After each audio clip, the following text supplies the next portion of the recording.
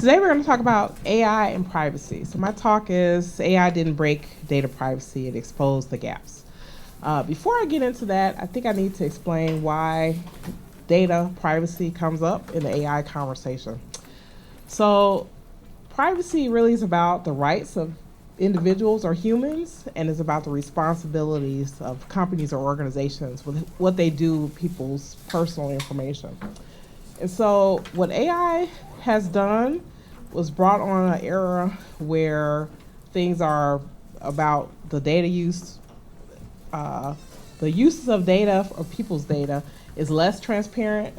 It happens more quickly, and also it can have detrimental impacts on people, especially if they don't understand what's happening.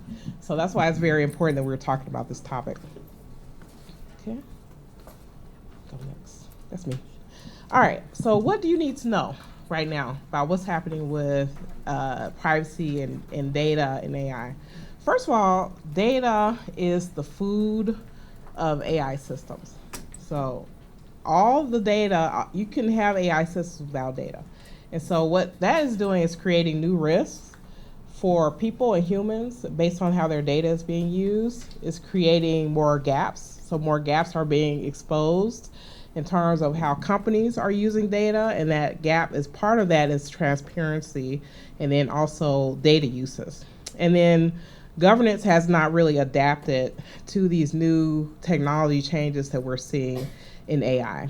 So, for example, we have situations where the teams who are working on these tools, they may be very misaligned with what the technologies are doing. So think about in the past when you had a software that maybe your company either implemented or created, and maybe that tool, maybe it changed majorly, maybe once a year or once every couple of years. Now you're seeing AI technology tools change in months, in weeks, right? And so we weren't really built for that type of governance, but we need to really mind those gaps because they are existing. So the data context, traditionally we thought about privacy in terms of data that's collected, how we protect that data, and then what is the compliance obligations there. And so when we thought about it in terms of a linear data path or a life cycle, that it was very defined, it had very defined start and end points, and also it was predictable systems. So systems didn't change throughout a data life cycle. But what has changed? So data is not just being collected and retained and shared, it's being transformed. So if we see data in data systems, especially in LLMs, those are not databases, they are transformers. So they are made to take something and make something new or different out of them.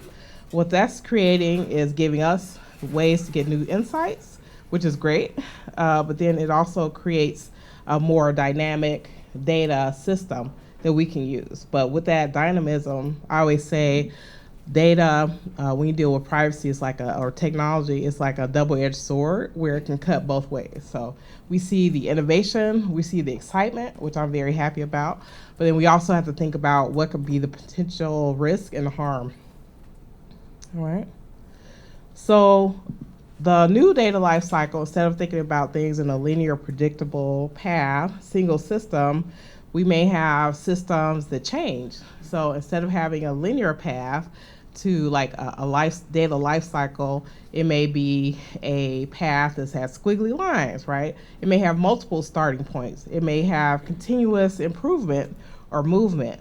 So there are going to be loops, branches, restarts, and those are things that we had not traditionally thought about in terms of governance, so we need to be better at that. And also we're seeing we're seeing situations where companies can make decisions in either real time or near real time, and that just did not exist. And so because of the speed of that, we need to find a way to get humans more involved in this thing. I know a lot of times we talk about human in the loop. I like to say human in the lead, right? So we want the humans leading what we're doing with technology. So the core AI problem really is organizations assume that data flows are linear again. They're not thinking about the data flows that are more dramatic and evolving, going faster. The systems and features that change in real time or near real time, and then using emerging cases or emerging use cases. Another thing that is happening here is that when we're using data of people, we're making decisions. So in addition to collecting data of people, we're also having systems make inferences about people, and we have them making decisions based on those inferences. So it's a lot more than just what goes in. So I tell people, like a lot of times people talk about data and systems, about garbage in, garbage out, but in these systems it's really garbage in, junkyard out. So you're gonna get a lot more stuff at the end than you did at the beginning, more stuff than you put in that you get out. So where are these gaps? So right now, a lot of times when we think of governance, first of all, a lot of us, we fall asleep when you talk about governance because it sounds so boring, right? So governance traditionally has been a point in time. So maybe at a start of a process or end of a process, that's where the governance people would come in. The visibility of what happened in the middle of that data life cycle, because I tell people that data has a life from cradle to grave. So in that life cycle, there are a lot of things happening, and the governance may not be there at all those points. And then engagement of extremes, at the extremes. So when things go completely out of hand, a lot of times that's a situation where companies say, oh, well, we have an emergency, but you're gonna always have an emergency because these systems are changing faster than you have ever thought about governance being able to be applied. So basically, data is being transformed, is being combined, you're generating new outputs, things that you couldn't do before, and it's doing faster. So being able to do it at scale creates more of a risk. So the risk lives in use, how you're using the data, and then how it's changing. So that exposure that companies have is based on what they're doing with that data, like especially you're making decisions. I think a speaker earlier today was talking about using AI and things like HR or decisions, right? And this becomes a big issue, and we're seeing states on a state level pass regulations about hiring, about interviewing and things like that, because they know that those things can potentially cause harm. So even if you're not in that area and you're using AI, you really need to think about that human impact and the fact that the speed of data is far surpassing the speed of governance. So implication for organizations, I would say privacy risk is now more dynamic. I think before we were just thinking in terms of this is what we collect, this is what, we put up a notice, hey, we collected this, but now you're doing different things with data, you're making different decisions, you're doing it very rapidly, and it may not be transparent. And those checkpoints that we used to have at the beginning and end of a process, they're not enough. So we have to think about our exposure, think about the risk at all different points of using technology. I always like to say, I love technology, but I don't love everything people do with it. So I think we need to really be thinking more about finding ways to help us speed up our innovation by making sure that it's safe and that we're doing it in a way that helps companies be able to move forward as fast as possible.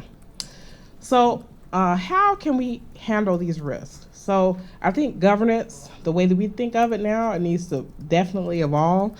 Especially, I know a lot of people have been really concerned about what they heard about with Anthropic mythos, right? And so you should be scared if you weren't scared before. But I think what that particular situation is going to do is it's going to change us from thinking about risk in terms of probability as opposed to possibility.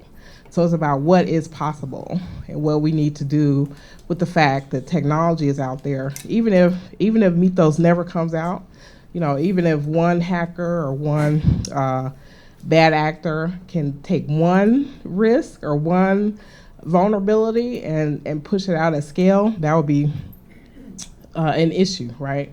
And so this requires more continuous visibility on the data and the data lifecycle, more coordination between teams, and then more awareness of change over time.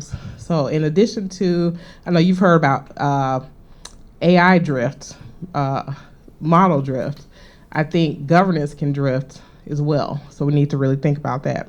And so governance has to follow the data. Follow the data. That's my key thing. And then in terms of actions for organizations, building a continuous cross-functional visibility, reevaluate your life cycle. Again, data has a life from cradle to grave. You need to watch it all those steps. Shift your focus from collection to use of data. That's where people get in trouble. That's where you run off the rails, not on collection, but use. Align governance to the movement of data. So data flows like water through organizations. You need to think about that. And those change events really are risk events.